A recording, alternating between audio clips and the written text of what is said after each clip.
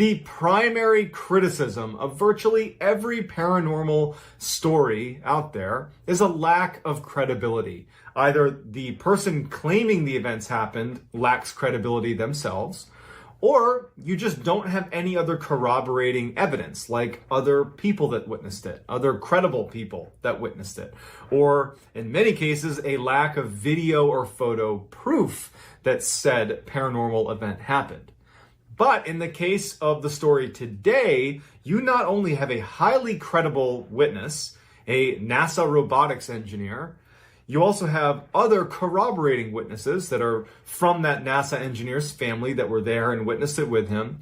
And you have, albeit limited, you do have video footage of what they are claiming happened that was paranormal. But before we get into all of that in today's story, if you are a fan of the strange, dark, and mysterious delivered in story format, well, that's what my channel is all about, and I upload 3 to 4 times a week. So if that's your thing, if you could gently pulverize the like button and then turn on all notifications so you don't miss any of my uploads every week.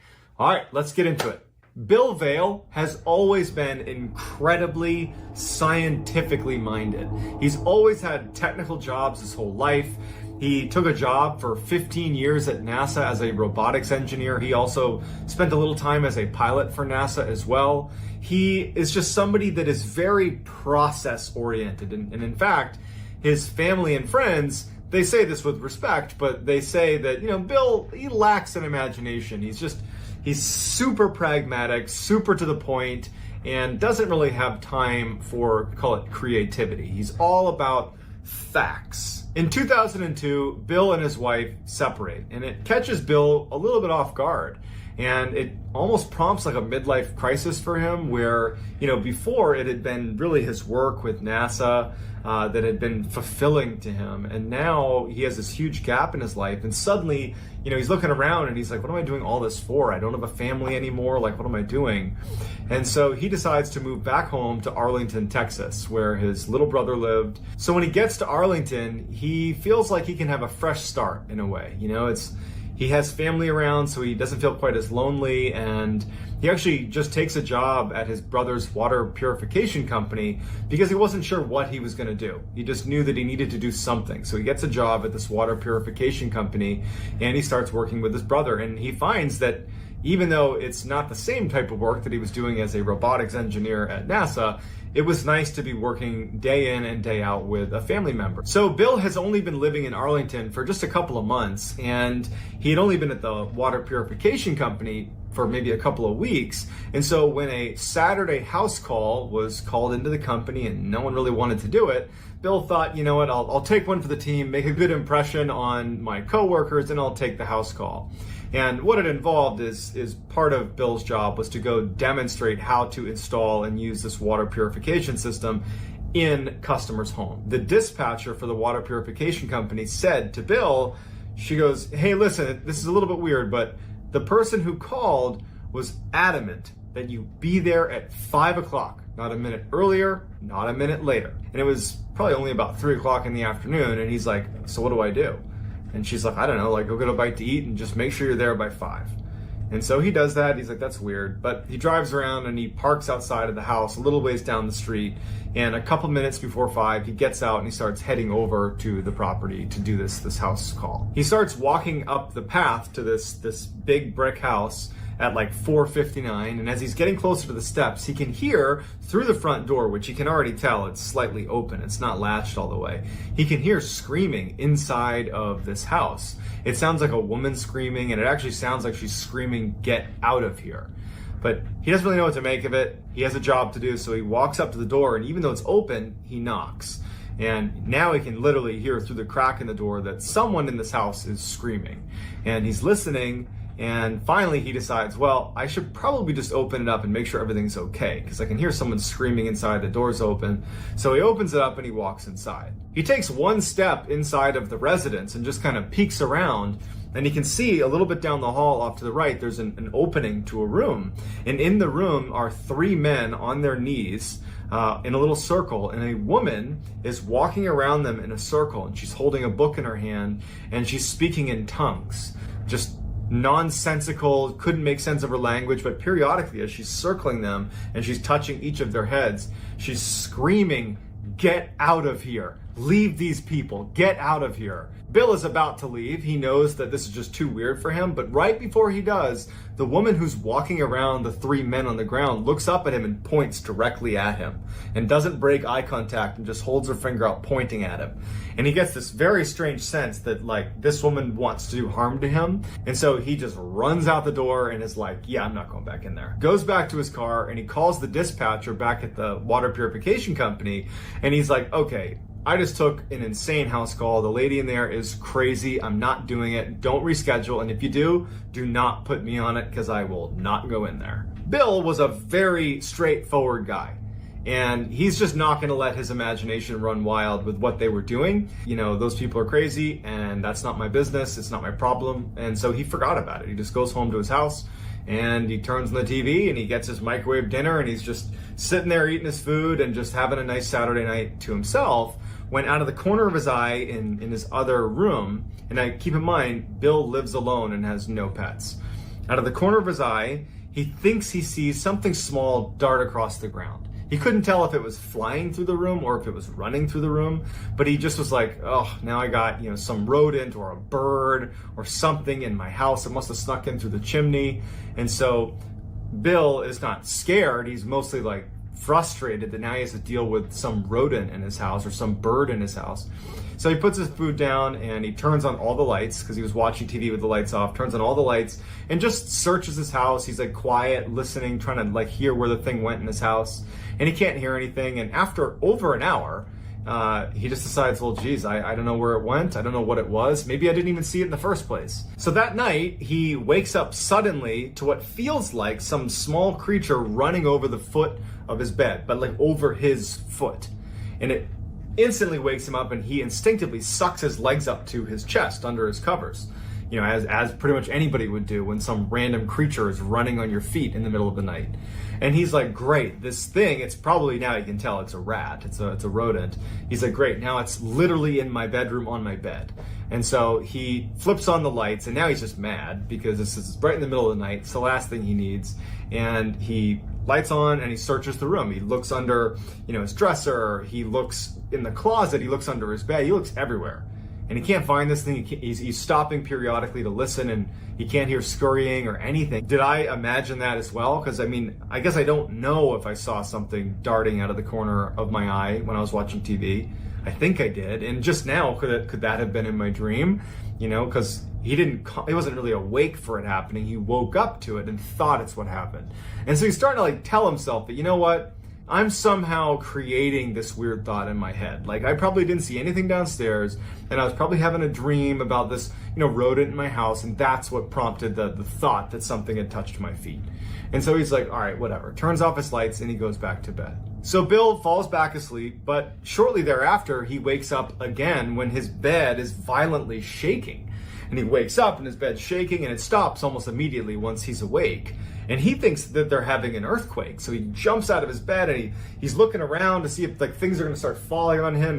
He runs to the window. He looks outside. He can't tell what's going on. He runs into the other room and he can suddenly tell, because he's in a bit of a panic, that there is no more shaking happening.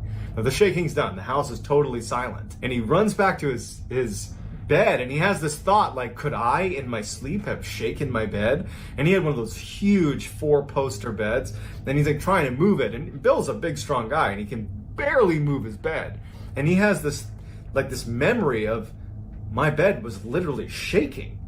And he's like, now this is 3 times that something strange has happened and I can't make sense of it. And being a very kind of pragmatic person and not one with, as his family said, a wild imagination, he did not have that. He's like, okay, let's find out if there was an earthquake. So he goes online and he starts researching earthquakes. And he's thinking maybe if the earthquake had just happened, that the news would break right then and there, some headline. There's nothing. And so he's like, okay, what other rational things could have caused my house to shake? Because again, there's no other damage in his house. Nothing fell. It was just, he felt the shaking and that was it. And so he starts researching like what's in the area, and he finds that there was a military base, and actually it's an air base right near his house, a couple miles away. And he's thinking, okay, well, when the fighter jets are taking off, that take off at all hours, maybe there's a sonic boom from one of the jets accelerating. And he didn't know if that was it, but he thought it could be it. And then he's like, oh, well, there's also all these oil rigs that are drilling in the area. Maybe there was an accident. So he's researching for, recent accidents at oil rigs. And he's trying to find a rational explanation for this bed shaking incident.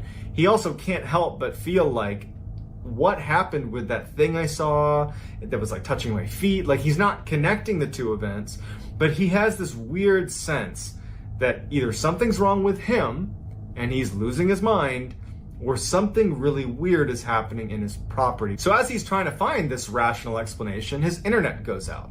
And so he tries troubleshooting it a couple times, but he can't get it to work. And so he calls his service provider to just have them see if they can fix it. And so he calls customer service, somebody picks up, and they're like, yep, your internet's out, let me fix it for you. Let me put you on a brief hold. And so they put him on hold, and as he's sitting there, like listening to elevator music, like staticky sound started coming through the receiver, and he's just noticing it. It's nothing significant. But then a voice comes into the phone that is speaking in tongues, like nonsensical language, and it sounds almost threatening. At some point, Bill is just totally unsettled by this voice because it's just going on and on. He's been on hold now for like 2 minutes of this weird voice. He just hangs up. And like in just a couple of seconds, he gets a call back from the same customer service rep that he had just been speaking to. And he had an accent, and Bill picked up on it and said, hey, was I just talking to you? And the customer service rep was like, yes, sorry, we got disconnected. And Bill says, did you hear that voice? Did you hear that strange voice on the phone? And the customer service rep, who's mostly operates on a bit of a script, kind of deviates for a second and says, actually, yes, I did hear that. And I was actually trying to figure out how that could have been possible, because we use a very secure phone line when we talk to our customers, and there's really no way for someone to actually block my ability to speak to you.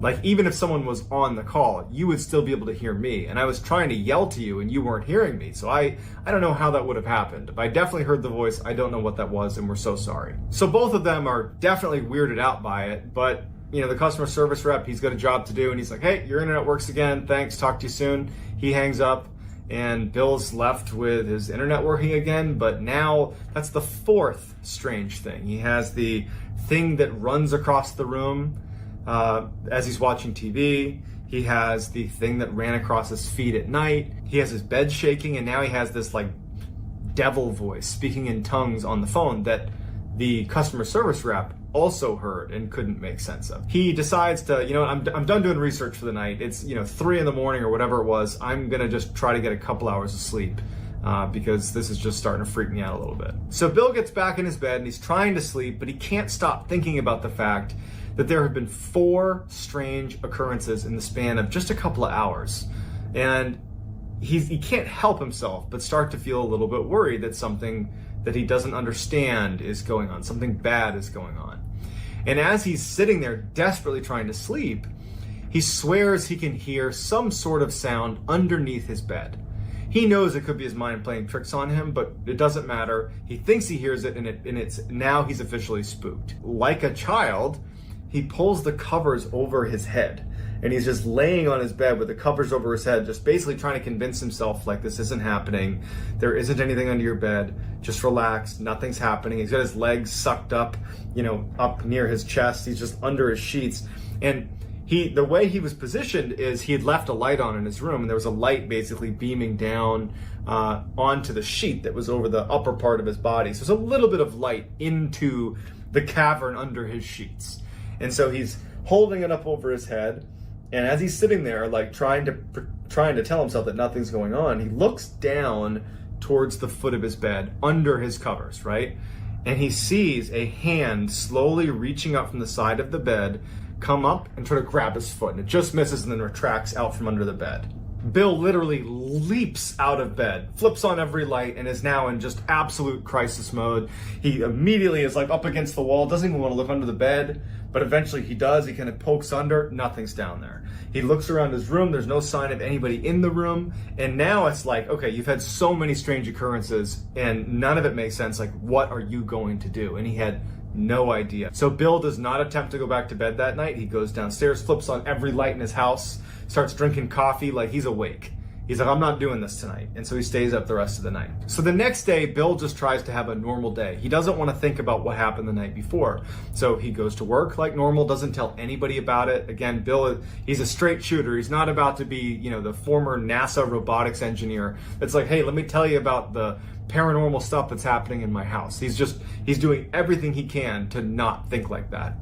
And so by the end of the day, he started to feel a little bit of anxiety as he's getting ready to go back to his house, because he would have to potentially face some of the strange things that happened the night before. They could happen again tonight. And so he gets home, has all his lights on. He's not about to keep his lights off, and he's sitting in his chair. He always sits in the same one where he was watching TV and saw that thing dart across the room. He's sitting there and he's eating his microwave dinner and he's watching TV, again, all the lights on in his house. And he looks down for a minute to get another bite of food. And when he looks up, a bottle is zinging towards him and he moves his head out of the way and it hits the wall beside him and it breaks. It's a glass bottle and shatters on the ground. And then all the lights in the house go out. So Bill runs to the closet where he knows he has a flashlight. He opens it up, reaches for the flashlight, and as he's about to pull it out, he hears in the closet, towards the top of the closet, this loud slamming sound. And he had a couple pretty heavy boxes on the very top shelf in his closet, and it sounded like someone had almost lifted one up and then slammed it down on the top shelf. But obviously he didn't do that, and it totally freaked him out. He grabs the flashlight, shines it in the closet. There's no one in there. There's nothing in there. And he backs out, and then the lights come back on. And his heart's racing because he knows what just happened. Someone just threw a bottle at his head. Someone just slammed something in his closet, and he's in full panic mode. And so the only person he can think to call is his brother, because he's not prepared to go to the police, because the things he would need to describe are kind of nonsensical sounding. But his brother, who's very rational, equally kind of pragmatic in his approach to everything, he calls his brother and he's like, get over here. I got some weird stuff happening in my house and I just need a sanity check. And so his brother, Bob, his younger brother, Bob, he comes over. And as soon as Bob gets there, Bill is like, he had never had a discussion about the paranormal with his brother before. So he's just like, all right, this is going to sound weird, but Bob, I need you to just go in this closet and just go in the closet. And Bob's like, what in the world are you talking about? And Bill's like, please, just go in there. I'm going to shut the door and I want you to just tell me what happens. And so Bob's like, all right. Bob goes in the closet. Bill shuts the door behind him. Bill's just out there waiting. And Bill calls to Bob, hey, turn off the light. There's a little pull string, little tiny light bulb. Turn off the light in there. So, Bob's like, all right, turns off the light and it's pitch black in there. And so at the time, Bob would not tell Bill what happened to him in the closet. Mostly because if you put yourself in Bob's position, he doesn't have any of the context. He doesn't have anything that happened. He's never experienced anything like this before. And so what he experiences, he kind of chalks up to probably his own doing. He doesn't think that someone did it to him. And so what happens is he's in the closet and he feels something hit his leg. And he thinks, oh, I must have knocked into something that hit my leg, like a pair of shoes or something. And he's just standing there, and then something hits him hard in the face, and he thinks, oh, I must have hit something on the top shelf that fell and hit me in the head. But the two things combined, it did unsettle him a little bit, and he consciously decided, I'm not going to tell my brother Bill that this happened because I'll only feed into his own paranoia right now, and that's not what he needs. Opens the closet, gets out, and he's like, you know what, Bill? Nothing happened in there. You got nothing to worry about. There's nothing in here. And so he leaves, and Bill is left kind of crestfallen because he feels like he really didn't do a good job conveying to his brother just how much had happened in the house so far. He basically said, I've heard some strange noises, go in the closet. And then nothing really happened. So he feels like out of his element. He just feels like he doesn't know how to handle it. And so he has only one other person that he feels comfortable kind of letting in to this situation, because it was just kind of embarrassing for Bill. I mean, he's this esteemed NASA employee. The last thing he wants is to have somebody think that he's like losing his mind a little bit. But he has his friend Michael, who is a sound engineer that worked for a couple podcasts. And when he calls him, Bill doesn't even really know what he's going to say to Michael. He just needed to talk to someone, like a friendly voice kind of thing. And he calls him, and Michael's a little bit surprised to see Bill calling him, and they have a little bit of small talk. And Bill says to Michael, I don't know how to approach this with you, but I moved to Arlington, and I I got some weird stuff going on in my house, and I guess I'm just telling you because I don't know what else to do. And so Michael's like a little bit caught off guard and is a little bit just worried about his friend. And he starts asking him some basic questions, just, oh, well, what have you heard? Like, what have you seen? Just not really sure if it's even remotely worth exploring, but just asking some basic questions. And as they're having this exchange, the voice that came on the phone during the call to the customer service rep for the internet provider came on the phone. And all of a sudden, Bill can't hear Michael, and Michael can't hear Bill. All they both hear is this voice, this like angry, kind of demonic sounding voice that sounds very threatening. And so while this is going on, Michael just instinctively is like, well, I have all my sound set up here, and he grabs a mic and he puts it to the receiver and starts recording. And for a minute and a half, he sits there recording this voice. And then about 30 seconds into the recording, not that Michael could hear it, Bill on the other end, who's heard this voice before, and he's starting to get the feeling that this whole thing is bad. Like it's bad. And he starts yelling to Michael to hang up. Don't listen to this. Hang up the phone. Don't listen to the voice. He's yelling for him. And then after about a minute and a half of this chaos that Michael's recording, the voice suddenly stops. And it goes back to Bill and Michael talking to each other. And it's like crystal clear. And so Michael immediately says, hey, Bill, you there? You there? And Bill's like, yeah, I'm here. I was trying to get you to get off the phone. You can't listen to this stuff. I don't know what it is, but it's bad. And Michael just goes, no, listen, I recorded that. Here, let me play it back for you. And so he starts playing it back, and it's silence. Except for when Bill was yelling to Michael, don't listen to it. Hang up, don't listen to it. And Michael is yelling in the beginning to Bill like, hey, what is that? What is this? But then it's all silence in between. So they aren't speaking to each other, even though they're on the phone with each other, and they hear something, but the recording only picked up their voices, not the demonic, possessed sounding voice. At this point, Bill is starting to get a little bit scared. Maybe he wouldn't admit to it, but he's alone in this house and all this strange stuff is happening, and he just decides that he's going to invite his brother over for dinner. And Bill is in the chair that he always sits in, and Bob and his wife Cindy are on the couch, and they're kind of having a nice time. Bill recalled feeling, it was just nice to have other people in the house. And they're watching TV, and as they're watching TV, suddenly Bill just stands up and kind of runs over to the room where he had originally seen that thing dart by, this rodent or whatever he saw. And Bob and Cindy obviously see him get up and run over, and they're like, hey, what did you see? What was that? And Bill's like, okay, I don't know how to describe what I saw, but I saw this thing that's in my house. And, Bob, I brought you over here because I've just been seeing this animal or something running around my house, and I swear I just saw it. I swear I just saw it. And he goes, hey, look, Bob, sit in my chair, because it was the only vantage point into this room. The couch where Bob and Cindy were sitting, they couldn't really see into this room. And he goes, just listen to me. Bob, sit in my seat and just sit here and just watch the TV. Don't pay attention to the room. Just watch the TV and just see if something catches your eye. Because, maybe I'm seeing something that is totally rational, but something's happening. Just do what I was doing. And so Bob's like, all right. So he sits in the chair. Bill sits next to Cindy, and they start watching TV again. And Bob, all of a sudden, just clearly reacts to seeing something in the other room. And he goes, oh my God, what is that? And they all stand up, and Bill is like, well, what'd you see? And Bob's like, I don't know. It was like some kind of small animal or something, and it looked like it was on 2 feet. It did not look like a 4-legged animal. That's like a 2-legged animal. Like, what was that? And so Bob, he's now feeling like, I was in that closet, some weird stuff happened that I didn't tell Bill about. Now this, and he's like, okay, Cindy, his wife, Cindy, you sit in the seat. You do this now.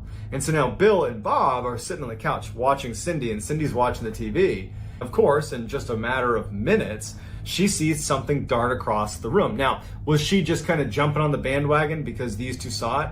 Maybe. But she certainly described the same thing that Bill and Bob claimed to have seen, which was a bipedal, small creature that was just running through the dining room. And so the three of them turn on all the lights, and they start searching the house. They're going to find this animal or thing in the house, and they search everywhere for hours, and they can't find anything. Finally, after it's getting late, Bob and Cindy are like, hey, Bill, I don't know what's happening in your house, but why don't you just come stay with us? We got a guest room. Just crash with us tonight, and you can come back in the morning and call animal control or whatever you want to do, but just, you shouldn't be here tonight. There's too many weird things happening here. Bill, in a way, was actually kind of happy because now he had someone that he trusted and loved, his own family, that had confirmed that they were seeing the same things he was. That even though that is terrifying, that all of a sudden Bill is alone in this house with some creature, this small bipedal creature running around the house,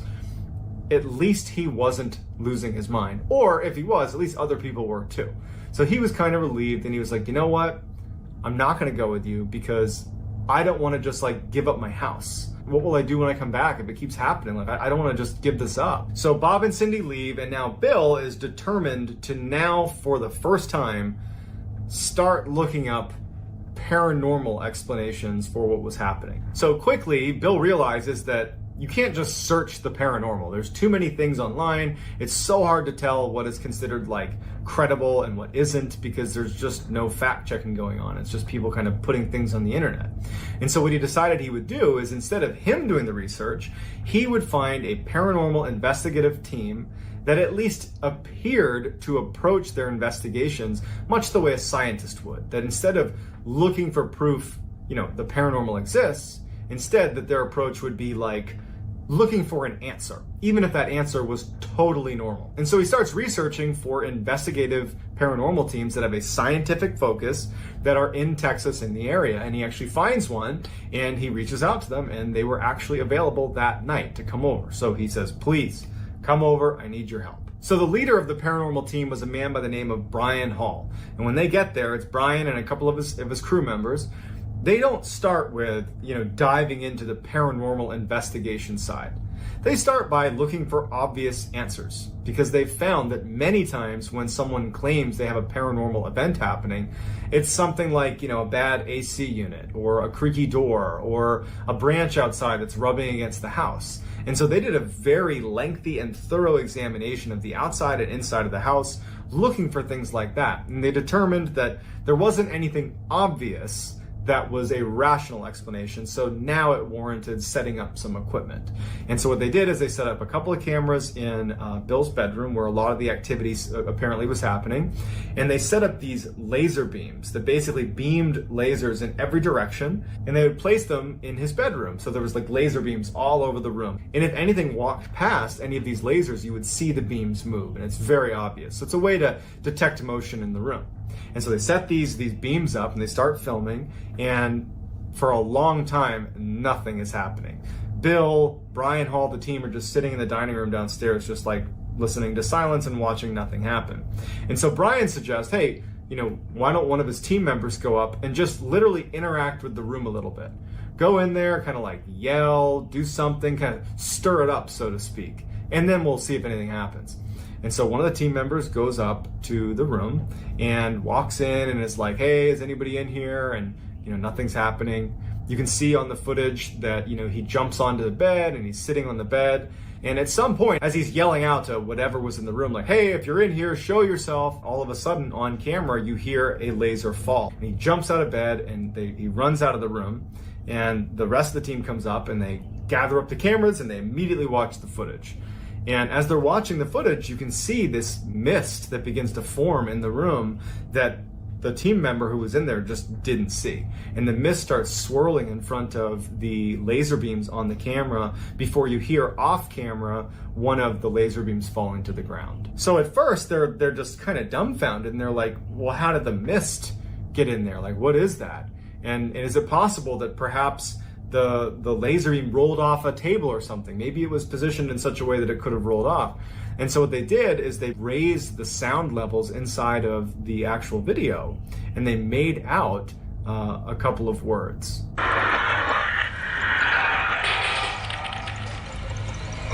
And so at this point, Brian Hall and his team feel like they have quite a bit of data that actually does lend credibility to the idea that there is something paranormal happening in Bill's house. So as they're packing up to leave, they say to Bill, like, you gotta go. You can't be here. Like, I'm surprised you're still here now. And Bill just was this super prideful guy, and he just was like, no, I'm gonna stay. Like, I've made the decision, I'm not gonna run. I'm gonna stay here in this house. And they're like, that's a bad idea. And honestly, they were right, because some pretty horrible stuff happens after they leave. So that night, he knows he's not gonna sleep. So he has all his lights on in his bedroom. He's sitting with his knees tucked up to his chin. He has upbeat music, like classical music, but very upbeat music playing on the radio right next to his bedside. And he's just trying to like kind of create good vibes in his room. And so as he's sitting there, he hears what sounds like a Mack truck smashing into the side of his house. Like, it was so loud and just deafening that he instantly sprints out of his door, runs downstairs, runs outside to like inspect the damage to his property. And nothing's outside. There's nothing. There's no Mack truck. There's no damage to his house. There's nothing. He walks all around his property. He's like, did something fall in the street? Am I losing my mind? Like, what's going on? And so he goes back in the house after quite a bit of looking around, seeing if something might have fallen off of his roof that made a sound. Nothing. He goes back in his house, and as soon as he steps foot in his house, he hears a similarly loud crashing sound, as if, a vehicle is smashing into his house, except it's inside of his house in his dining room. It was in the same room where he first initially spotted that thing running across the ground. And so he runs in there to look for some horrible damage to the inside of his house, but there's nothing disturbed. There's nothing shaking. There's nothing out of place. His dining room is intact. And as he's sitting there, he hears his car alarm go off outside. And now he's thinking, this thing is screwing with me. I'm not going to let it win. I've stayed here against better judgment for multiple days. I'm not going to give in now. And so Bill kind of goes into fight mode. Now he's mad. And instead of being scared of what's happening, he starts screaming at the top of his lungs, like, show yourself. And so as he's doing that, he hears yet another loud crashing sound up in his bedroom. And so he runs upstairs ready to fight with whatever this is in his house, because it's gotten to a breaking point for Bill. He charges in his room. There's nothing in there. But unlike the dining room, and unlike when he was outside, the crashing sound continues while he's in the bedroom. So he's standing in his bedroom, holding his ears from the deafening crashing sounds over and over and over again, but there's nothing moving. There is no way for the sound to be emanating from that room, but it is. And after what feels like an eternity, this horrible smashing sound, it just completely stops. And it's dead silence. And Bill lifts his hands off his ears and he's looking around, and he's expecting it to start again, but it doesn't. And it's just dead silence in the entire house. After quite a while, and he still doesn't hear anything, he gets back in his bed. All the lights are on. His radio's on. And he tucks his legs up to his chin, and he's just holding himself basically in the fetal position. And he is, at this point, he's now just petrified. He had his big fight moment, but I think he's now thinking that this thing was just challenging me back. It's basically saying, I can do whatever I want to you, and you can't touch me. I can do whatever I want, you can't touch me. And he's realizing that maybe he could have made it worse, and he's sitting there knowing he's not going to sleep. It's still the middle of the night, and he starts hearing a noise that sounds like maybe shuffling of feet, something's moving around underneath his bed. And as he's sitting on his bed, at the head of his bed near his pillow with his feet tucked in, he looks at the foot of his bed, and this huge, just wide, 6-foot-tall black figure emerges it's bright in the room. This black figure emerges at the foot of his bed. It's got this huge tooth coming out of its mouth, and it gets into this jerky position and starts moving towards Bill, and it gets right in front of him, and it puts its face right against Bill's, and then grunts and then disappears. Bill continued to see this horrible black figure in his house, and it continued to kind of challenge Bill, and Bill stopped challenging it back. And so Bill started waking up with these scratches on his chest. He was hospitalized a couple of times, prompting the hospital to do welfare checks on Bill because he was showing up with these mini heart attacks because of the stress that he claimed was from having this stuff happening to him. And his family's so concerned. And it wasn't until Bill started really doing some aggressive research on demons that he read about exorcisms. And he remembered that when he showed up for that house call, a lot of the language that he was hearing coming from that woman who was screaming, leave these people, leave this house, it sounded like an exorcism. And he was thinking that, do you think it's possible that the exorcist knew that she needed another host for these demons? And so she planned it so that she would have this water purification person show up right at 5 p.m. so that she could be at the part of her exorcism where she could cast the demons onto him. After 2 exorcisms of his own to his house, it still hasn't stopped. He's still to this day is dealing with the paranormal activity in his house. And when asked why he hasn't sold his house, is he thinks that he couldn't live with himself if he ever put another person through what he has dealt with at his house. I don't know about you, but I would not have lived in that house for an additional 18 years. That just sounds like the worst. But, you know, I'm not Bill, and so he's made up his mind that that's what he needs to do. But for me, anyways, I would have left that house. I would have abandoned that house more than likely. But I'd love to hear what you would do in that situation, and I'd love to just get your feedback on the story. It's interesting when you have a story like this coming from the mouth of someone so credible, like a NASA robotics engineer who's inherently skeptical, and having lots of corroborating evidence. I'd love to hear what you all think about this particular story and whether you think this is true or just something else that's totally rational and easy to explain. Love to hear in the comments. That's going to do it, guys. Before you go, if you want to get in touch with me, you can message me on Instagram. My handle is JohnBallin416. Also, I'm very active on TikTok. My handle is Mr. Ballin. And if you like this video, again, if you would, please pulverize the like button and turn on all notifications so you can get more of these types of stories. That's going to do it, guys. Take care. Before Herb Baumeister would become a prolific, horrible serial killer, he was a pillar of his community. He was a doting father. He was a loving husband. His neighbors enjoyed spending time with him because he was high energy and he threw great parties. But what people didn't know from outward appearances is that he was schizophrenic and had been diagnosed at a young age. He also had this deep obsession with death and dying that he could never quite shake.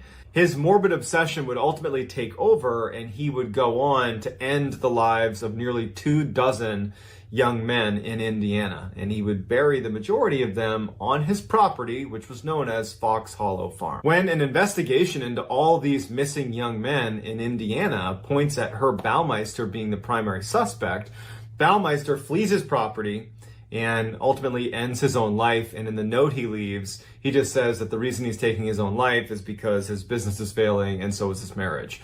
He doesn't confess to any of the murders. He doesn't give investigators any indication of how many people he killed or where they are. He didn't give any closure to anyone. He just took his own life, and that was that. And so while investigators did a very thorough search of the property that Baumeister owned, the Fox Hollow Farms property, and found over 5,000 human bone fragments and were able to identify a number of victims, they believe that there are more victims buried at Fox Hollow Farms that we may never uncover. So our story picks up over a decade later when 2 new owners come in, purchase Fox Hollow Farms, and almost immediately some very strange things start happening in and around the property. Then they record this very famous audio recording inside the property, which that in conjunction with the other strange things that they had seen around the property leads them to believe that Fox Hollow Farms is haunted. So before we get into their story and we listen to that audio recording,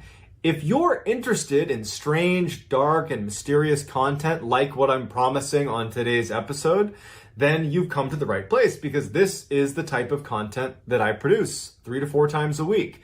And so if that interests you, if you would, please gently assassinate the like button and then turn on all notifications so you don't miss any of these uploads every week. So let's dive in. In 2006, Rob, Vicky Graves, and their 2 teenage sons were tired of living the city, fast-paced lifestyle and decided to look for some property in suburban Indiana where they could kind of escape that busy lifestyle. And so when they were looking at real estate in some of the nicer suburbs of Indiana, they found this one property called Fox Hollow Farms that was this huge, sprawling estate, but was selling for some unbelievably cheap price. And so they contact a real estate agent who says, yeah, we'd love to give you a tour of the place. It's up for sale. No one's occupying it right now. It's owned by an investor, but they are looking to sell, obviously. So yeah, let's do a house tour. And so they're open-minded. It seems too good to be true, but they decide, you know what, we'll go take a look. And so they get to this property, and it's beautiful. It is everything they wanted this dream home they're looking for to be. You know, it has an indoor swimming pool, it's got loads of bedrooms and bathrooms, it's like basically a mansion. And as they're walking around the property, Rob is speaking to his wife Vicky, and they're both kind of going back and forth like, what's wrong with this place? This doesn't make any sense. Rob starts to wonder, wait a second, I think I've heard of this place on TV before. And he's having like an epiphany, and he's like, I think that this could actually be the home of one of the most notorious serial killers in Indiana's history, Herb Baumeister. It's like it just came to him that the name Fox Hollow Farm was something he remembered hearing on TV. And so he stops the real estate agent on their tour, and he says, hey, this is a beautiful home, but is this the home of Herb Baumeister? And the real estate agent, almost expecting this to be brought up, was like, yes, that's why it's still in the market. People are unwilling to purchase this home, even though the investor who scooped this up in the 90s following the tragedy that was the Herb Baumeister case, the investor had basically gutted the whole residence and basically removed all the kind of remnants of what it used to look like when Herb Baumeister was living there.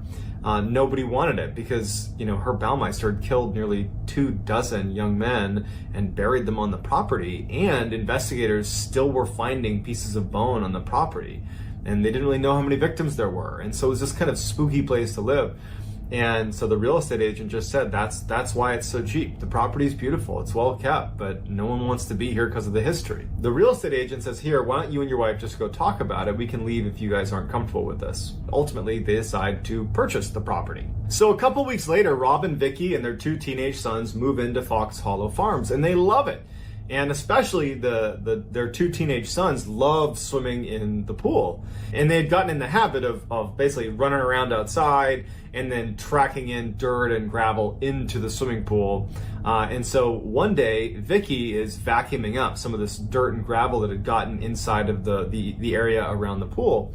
And so she's vacuuming up the gravel, and all of a sudden her vacuum cuts out. And in fact, the power cord where the vacuum was attached to had come undone. And so she thinks, oh, I must have, yanked on the cord and pulled it out of the outlet. And so she goes over and she plugs it back in, and she goes back to vacuuming up the gravel that was in the pool. And so as she's doing that, it goes out again, which surprised her because she remembered thinking to herself, like, don't yank on the cord because you just unplugged it. And she turns around, and now the cord from the vacuum and the outlet it was plugged into are separated by about a foot. That it was as if it had been like yanked out pretty hard. And she's thinking to herself, like, did I just yank on it again? Like, am I wrapped on a chair or something? Like, how did I yank it out, and how did it move a foot away from the outlet? And so after she plugs it in, she checks it and kind of yanks on it to make sure it's not falling out on its own. Like, it's not a, kind of weak connection to the port. And it's not. It's in there secure. And she goes back to vacuuming, and she's looking over her shoulder and checking the outlet as she's vacuuming, like wondering, like, what was causing it to pop out of the socket like that? And as she's looking at it, she watches it pop out of the socket again. Except it didn't just fall to the ground. It like jumped out, as if there was a surge of electricity that, popped it out of the socket or something. And she drops the vacuum because it startled her, and she didn't know what to make of it. Rob worked at a car dealership, and one of his employees, Joe, was chronically late. And it got to the point where Rob's like, Joe, what's going on? Like, why are you always late? And Joe said, I live over an hour away, and I can't get here on time. I got to find somewhere, to live that's closer to the dealership. And Rob is like, well, actually, we have an entire apartment attached to our residence at Fox Hollow Farms that no one's staying in. We'd be happy to let you rent that out. It's right down the road. And Joe's like, actually, that sounds pretty great. And so just a couple days later, Rob helps Joe move into the new apartment.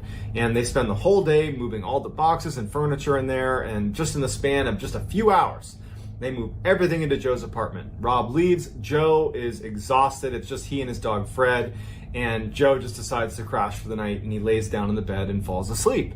And so that night, he has this dream where he's being chased by someone. He doesn't know what it is, but it causes him to actually act out his dream, like sleepwalk. He jumps up out of his bed and starts running as if he needs to escape the apartment, but he's like kind of half dreaming, and he runs into the door frame, falls to the ground, knocks a glass over, and actually cuts his hands up pretty bad. And so he like comes to and he's like looking around and he's like, what was that? So a couple days later, Vicky comes home and she finds Rob painting the side of the house. And she and Rob stop and are talking about how beautiful it's going to look when the painting's done. And out of the corner of her eye, Vicky sees something in the forest that was on the edge of their property. And it was actually a man standing with a red t-shirt on, just standing like looking at their property. And as she's looking at him, he turns around and he starts walking away farther into the forest. And so she kind of looks, and before she says anything to Rob, the guy has just vanished into the woods. And so she just goes, Rob, I just saw someone standing on our property, he had a red shirt on and he was right over there.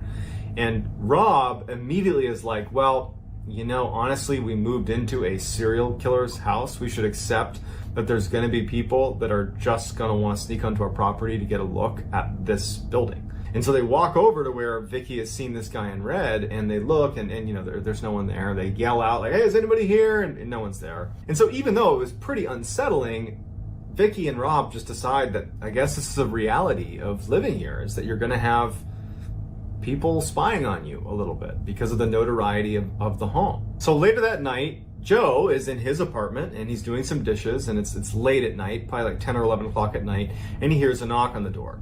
And he's literally mid dishes, his hands are wet, and so he turns off the water and he yells out, hey, just a second, and he starts toweling off his hands. And as he's doing that, the knocking gets louder and more aggressive, and he's like, hey, hold on, I'm just drying my hands off, hold on. And he assumes it's Vicky or Rob. And so he starts walking over, and the knocking is just incessant. And he finally opens the door, and no one's there. It wasn't like the knocking was going on and stopped, and then he went over there and opened it. It was literally like the knocking was happening as he's opening the door, and no one is standing there. He's like immediately on guard. Like, okay, is someone like on the roof, like bending down? Is someone hiding? Like, what's going on? And he kind of pokes his head out and he's looking around, and he actually steps out onto the front steps there, and he's looking around, and he figured like if someone had knocked, they'd be running away if they're gone already, and he can't hear anything. It's just silent. There's no one there. And then he goes back into his apartment, shuts it, bolts the door shut, and out of the corner of his eye, he spots what looks like a man in his bedroom, basically just walking past the door frame into his bedroom. And it totally startles him. His dog starts growling and looking in the direction of the bedroom. And so he walks over there and looks in his bedroom, and there's nothing there. He flips on all the lights, he looks around, and he's like, what's going on here? Like, it totally scared him.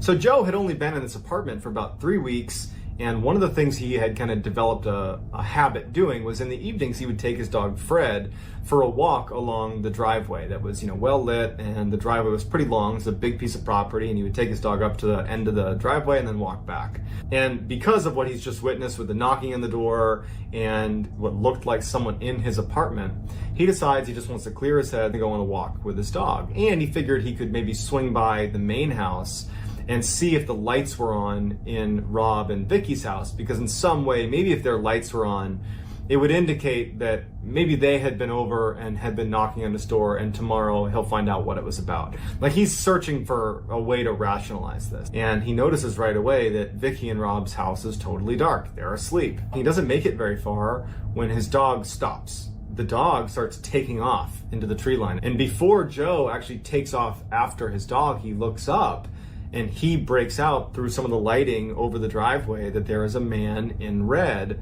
with a red t-shirt that's at the edge of the forest. And his back is turned, and he's walking into the forest, and as Joe's looking, it looks like the man in red actually disappears. And so the dog is heading straight for this man in red, and so Joe, because it's his dog, he loves his dog, he starts running after the dog. Even though he's absolutely terrified of what's gonna happen here, he couldn't let his dog get harmed. So he chases into the woods, makes it like a few feet into the woods, where he finds his dog that's now not barking and is actually facing back out at Joe, and it's kind of cowering, looking at where Joe is now standing. And Joe kind of begins to turn, and the man in red is standing right next to him, looking directly at Joe. And Joe just panics and starts running out, doesn't stop to do anything. The dog follows Joe, and they run back to Joe's apartment, run upstairs, shut the door, shut the blinds, lock everything, and they just sit there. For the rest of the night, Joe is literally checking his window and looking outside because he doesn't know if he just saw that or not, because that person in red had vanished a minute ago. He thought that perhaps he was convincing himself that he saw someone in red because he had just seen like a ghost in his apartment like a few minutes earlier, and he's starting to think that maybe he's just kind of hallucinating all this stuff, or that he's imagining all this stuff. So he wasn't quite prepared to go tell Rob and Vicky or do anything about it. So he just spent the night basically looking out his window and making sure no one was coming into his residence again. And so the next morning he goes and tells Rob and Vicky what happened the night before. Everything from the knocking on the door to the person that he thought he saw inside of his apartment to then ultimately the man in red that his dog chased after. As he's telling them about this exchange with the man in red, Vicky is getting pretty emotional. And Vicky is like, I saw a man in red. And she points to the area of their property, and it's the same area that Joe had just been describing where this had all happened. She was like, I saw a man in red right over there. Like, what's going on? So that night, Joe is in his apartment, and Joe is definitely on edge about what had happened the night before. He's increasingly almost listening for noises outside because of how scary the night before was. And he forgoes his walk on the driveway with his dog. I think he's pretty much done doing that after that encounter. And as he's in his apartment, he hears knocking on the door again. And he yells, "Who is it? Who's at the door?" And no answer, but the knocking continues. And it's one of those knockers. It's the actual knocker on the outside of the door that's being hit over and over again. He can see the door actually shaking from how hard this is being banged against the door. And finally, after like poking his head out and seeing no one, he rips the door open and no one's there. And he looks at the door itself, and the knocker is perpendicular to the ground, like someone's holding it up, but no one's there. And as he's looking at it, it swings down and knocks the door one last time. He slams the door shut, locks it, and he's absolutely petrified. He sees the doorknob on the door start to turn. He can hear the sound of the spring tightening as the doorknob slowly turns all the way over into the open position. The door's locked, but the doorknob's been twisted. And he's looking at the door, and then there's silence after the doorknob's being held in the, call it, open position. And then all of a sudden it bursts open, breaking the lock. No one's outside. And he looks at it and he's absolutely frozen for a second. And then he just runs out of his apartment to see who is doing this. No one's there. When he turns around and looks into his apartment, he sees a man in white, not in red, who is soaked head to toe, screaming and running towards him, who runs out of the apartment past him and vanishes into the air. And so he takes off. Joe, he's not sticking around, grabs his dog, runs to Rob and Vicky's, and he goes in and tells them what happened. Joe, Rob, and Vicky are so scared that now they're not trying to rationalize that this wasn't a ghost, let's say. They're trying to convince themselves that this is a friendly ghost, that these are the victims of Herbert Baumeister that have been tormented by Baumeister, but they're here because they're trapped here. That man you saw in your apartment, that was a victim of Herbert Baumeister, escaping from Herbert Baumeister. The man in red, that was a victim of Herbert Baumeister. We're dealing with the victims here because so many people had their lives snuffed out here. And so it isn't really calming them, but it's like they're creating a narrative that fits what's happening. Because without a story, this is impossible to understand.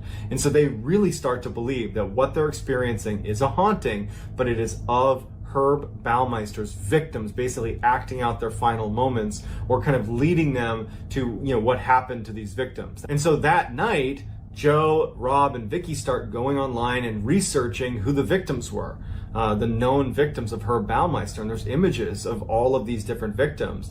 And as they're scrolling through all the pictures, Joe stops them on one and he goes, "That's the guy that was in my apartment. It looks exactly like the guy that was soaking wet, screaming, that ran out of my apartment." Like, that confirms, this is a confirmation to the three of them, that the entity they're experiencing in this property is definitely the victim. So they do feel reassured at this point, scared, but reassured that these are the victims.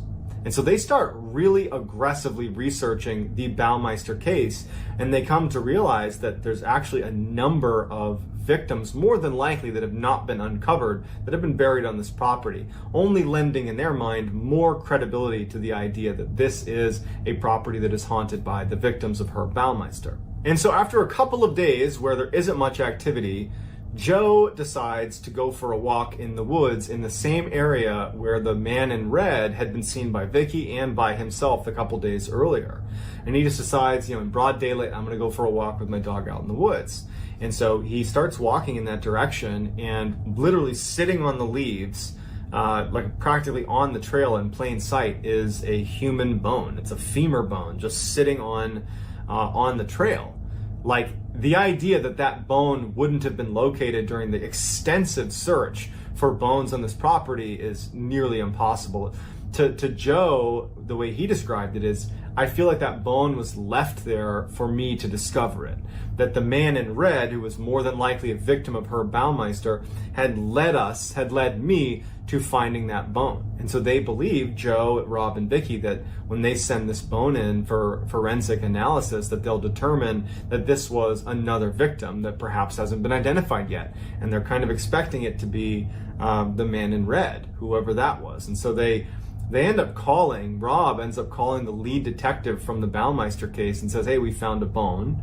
And so they submit that and they take it in as evidence. And Rob asks the lead investigator if he would mind coming to the property and just kind of explaining to them, where things occurred on the property relative to the Baumeister case. Where did all the tragedy unfold? Like, where were people buried? Just to give us a sense of what we're dealing with here.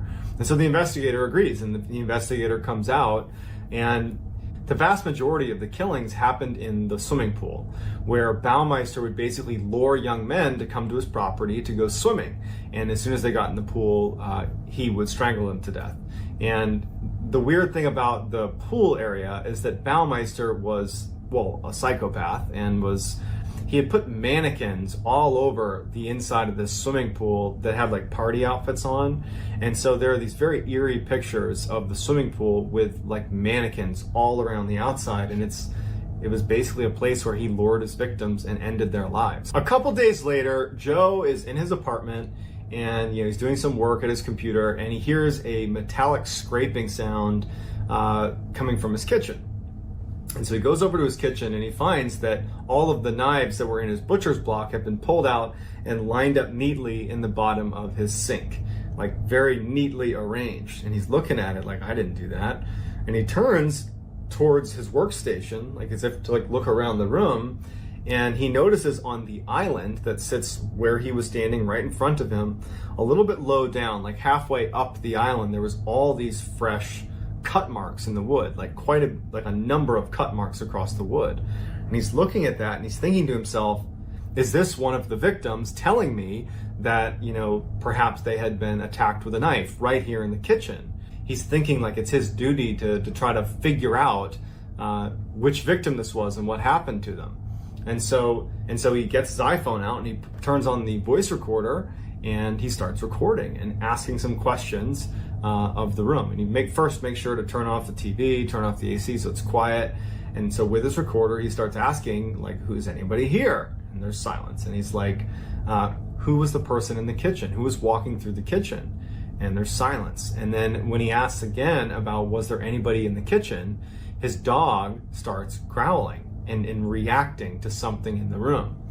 And now Joe hasn't heard anything. He's not heard any confirmation that, there's someone in the room. He actually felt quite silly doing it. He takes his phone back to his computer because he takes his dog growling as maybe somehow confirmation that there was something there. And he downloads the audio file and he listens to it. And as he's listening to the file, right after he asks about is there anybody in the kitchen, he gets a response. Who keeps walking in the kitchen? Who's in the kitchen? The married one. And so as Joe is looking through all their files, he's seeing that every single victim was single. No one's married. They're all young men who are single. The only one who was married, involved in this case, was none other than the serial killer himself, Herb Baumeister. And so Joe has had this revelation, and it's when he realizes that it's not just the victims here. Herb Baumeister, the serial killer himself, is haunting this property. So I'd love to hear what you think is going on at Fox Hollow Farm, whether this is a haunting with Herb Baumeister himself showing himself and speaking on audio files, or if this is just a big hoax. I'd love to hear what you think. And if you want to get in touch with me, please direct message me on Instagram. My handle is johnballin416. I'm also very active on TikTok. My handle is Mr. Ballin over there as well. And again, if you haven't already, please gently assassinate the like button and turn on all post notifications so you don't miss my 3 to 4 weekly uploads that look and sound an awful lot like this one. That's going to do it, guys. Thank you very much, guys, for sticking around till the very end, and I will talk to you soon. This is why you should always trust your gut. In the 1970s, a young couple decided to go for a late-night hike in the woods. A couple minutes into their walk, and the man remembers thinking something's not right. He tells his girlfriend, but they just decide to ignore it and keep going, until he steps on something that felt really soft, like it was alive. Before he has a chance to see what he stepped on, they hear all this rustling in the bushes next to them, and they bolt. Years later, that couple turns on the TV, and a death row inmate who's about to be executed is being interviewed. And they ask him, was there ever a time that you were almost caught red-handed? He responded, yes, one time. I was in the woods, and a couple walked through, and the man actually stepped on the body of a girl I had just killed. I was hiding in the bushes just a few feet away. They didn't see me. That couple had run into one of the worst serial killers of all time, Ted Bundy.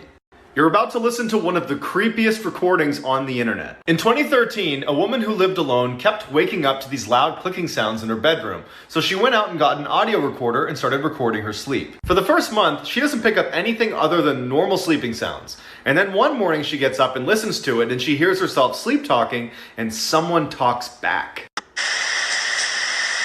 What are you doing?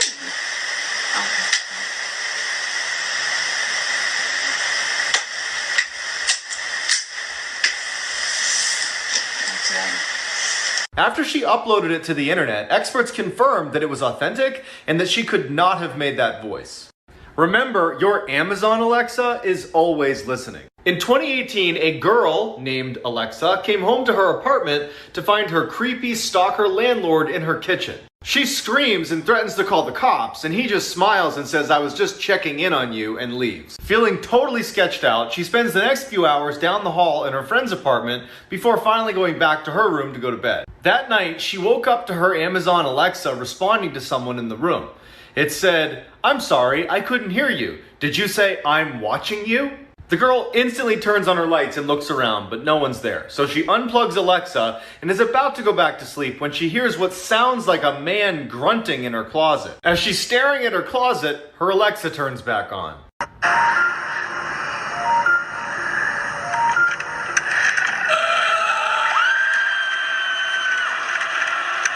If you're alone right now, don't watch this video. In the winter of 2018, a man who was living alone in the mountains wakes up to find a red ball sitting on his front yard. He assumed the only neighbor he had must have kids, and so he kicks the ball over the fence, goes inside, doesn't think anything of it. That night, he wakes up to the sound of kids laughing outside of his window. He goes outside to check on them because it's the middle of the night, and there's no kids anywhere, but that red ball is back on his property. So he picks it up, brings it in his house, and goes back to bed. The next morning, he goes over to his neighbor's house to let them know that their kids were out in his yard in the middle of the night.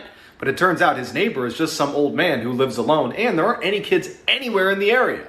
That night, he wakes up again to the sound of kids on his property, and when he looks outside, there's no kids, but that red ball is back on his property. Panicked, he runs downstairs to make sure the one he brought in is still inside, and it's gone. He checked every window and door, and everything was still locked. It didn't make any sense. He decides to look out the window one more time, and off in the distance is some weird, stiff figure watching him.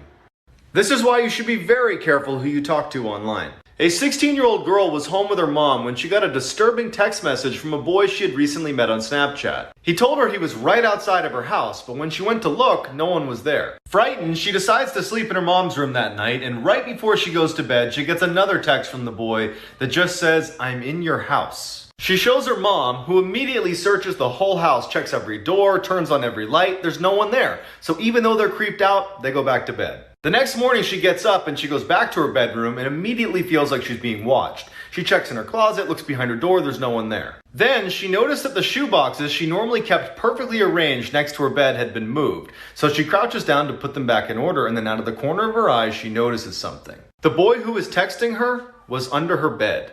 Boy, did this kid pick a good night to have his phone out filming. In 2008, a teen decided he wanted to film himself playing the very creepy Midnight Game. In a nutshell, you turn off all the lights in your house and you walk around from midnight to 3:33 a.m. And if at any point you stop moving, the Midnight Man will attack you. Around 2 a.m., the kid thinks he hears something in the kitchen, but he also thinks his mind's just playing tricks on him because he is playing this game. But he goes to check it out anyways. When he gets downstairs, he doesn't hear anything, but he does see that his door is now open. And when he goes to shut it, someone pushes back. He sprints away, goes upstairs, jumps into his room, but keeps filming.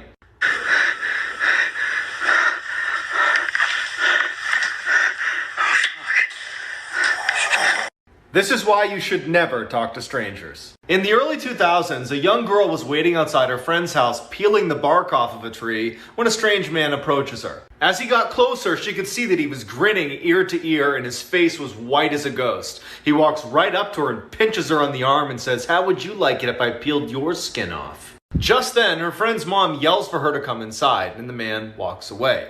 It would be years before the girl's mother would finally tell her who this man really was. Her friend's mom had seen the man pinch her on the arm and had immediately called the police, who quickly rounded this guy up. Plastered all across the inside of his van were dozens of pictures of this girl. But what they found in his storage locker is straight out of a nightmare. In the locker was a chair with hand and arm restraints. Next to it was an anatomy book and hundreds of torture tools.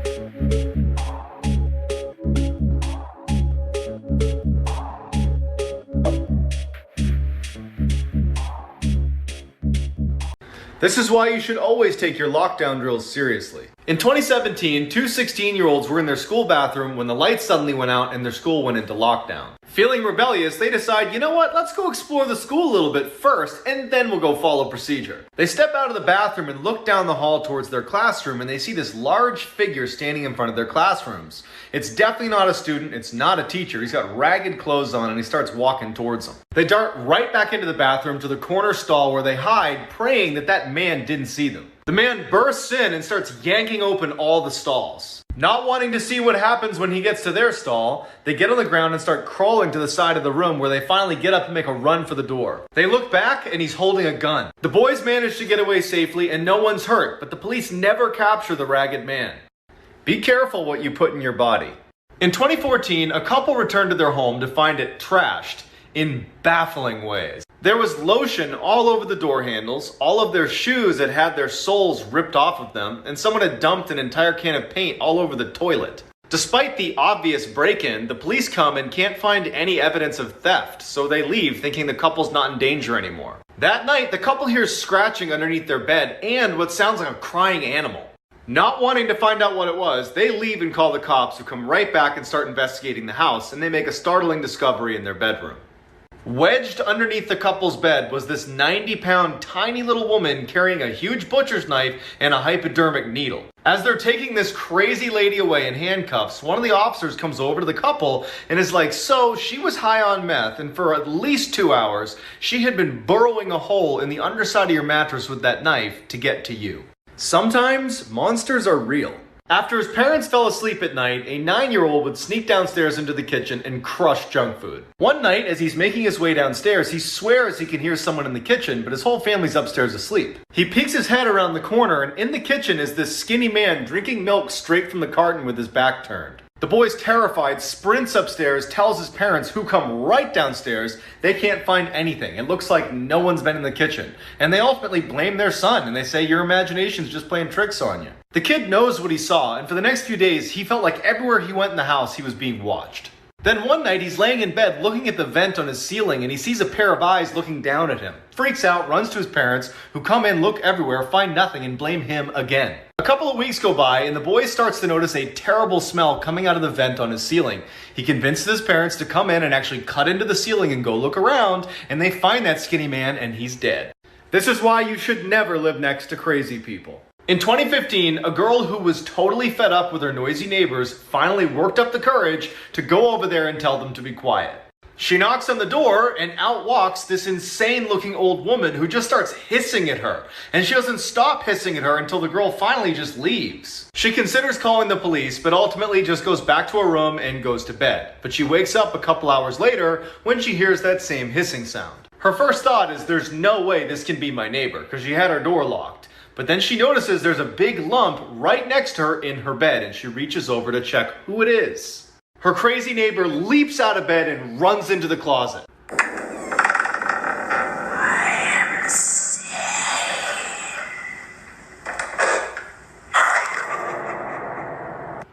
No one would believe this story if there wasn't a video. In 2013, a rogue wave capsized a tugboat, killing 11 of 12 men on board. The 12th man was flung into the hallway, which was already filled with water. Panicked, he starts swimming towards the exit, but accidentally goes into the engine room where he finds an air pocket. And there this poor man sat, listening to the sounds of these huge sharks fighting over the bodies of his friends just on the other side of the wall. Total darkness, no food or water, 100 feet below the surface. 3 days later, one of the divers that was sent down there to retrieve their bodies sees a hand. On one, yeah? He's alive, he's alive. Okay. All right. Harrison O'Keen survived the ordeal and plans on writing a book.